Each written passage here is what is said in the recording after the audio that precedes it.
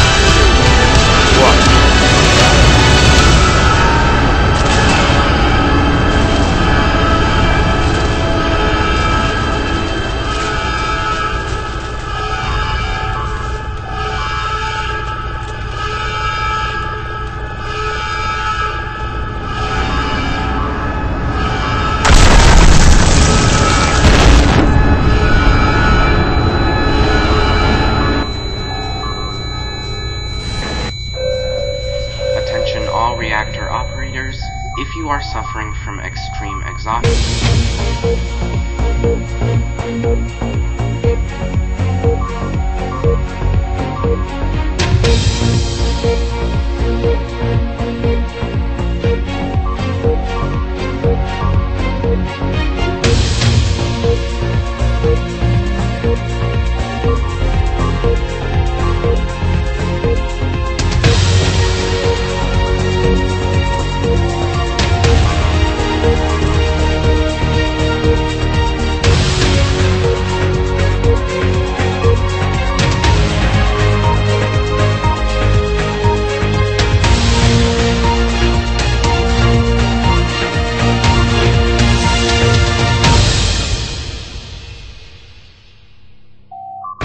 Good evening, and breaking news from the United States of America.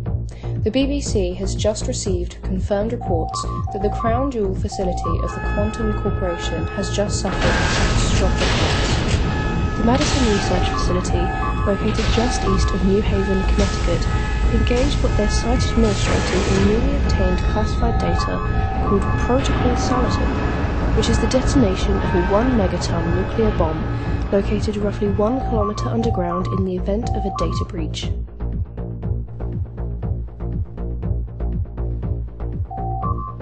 That's right. The detonation of this warhead marks the first nuclear detonation in history whose purpose was not under the guise of testing. In fact, this detonation marks the first time a nuclear detonation has ever occurred in a densely populated New England region, leaving questions as to the scale of possible ground soil and water contamination. Historically, the most prominent nuclear tests occurred at the Nevada test site, with temporary test sites established along the conterminous United States and off in the Pacific Ocean. Areas all chosen as they were far from densely populated areas and therefore reduced the chances of civilians contracting illnesses related to testing.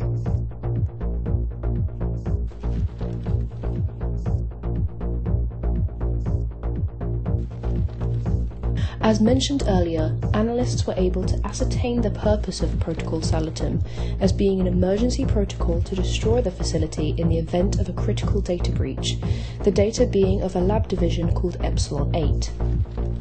Epsilon 8, per Quantum Corporation's description, is a human biological testing and research lab with the aimed goal of reverse engineering the capabilities of living humans. The BBC has obtained a full trove of documents regarding all of Epsilon 8's operations, who they tested on, and how they operated under the nose of the government.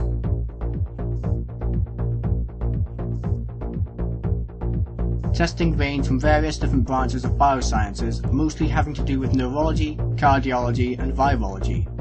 While we will not discuss the more gruesome aspects of the Epsilon 8 program on this news report, mild experiments range from mind control sleeper agents to CRISPR-based genetic engineering.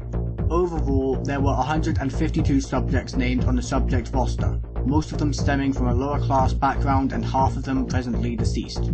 The names of all the Epsilon 8 members were also included in this database, implicating Quantum Corporation CEO James McCarthy and a plethora of staff from the now former Madison Research Center, such as Dr. Martin Miller, Dr. Robert Brenner, and Dr. Helene Kaiser.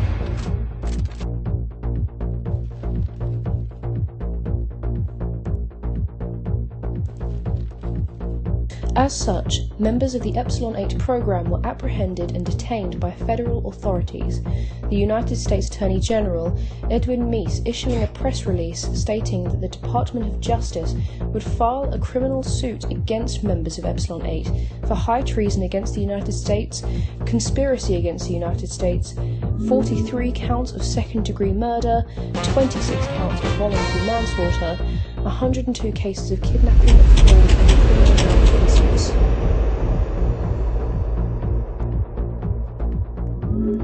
According to sources within the US government, the trial is scheduled to take place next week through the Federal District Court in Connecticut. This court case could mark the first potential treason conviction case since 1945's Kramer versus the United States.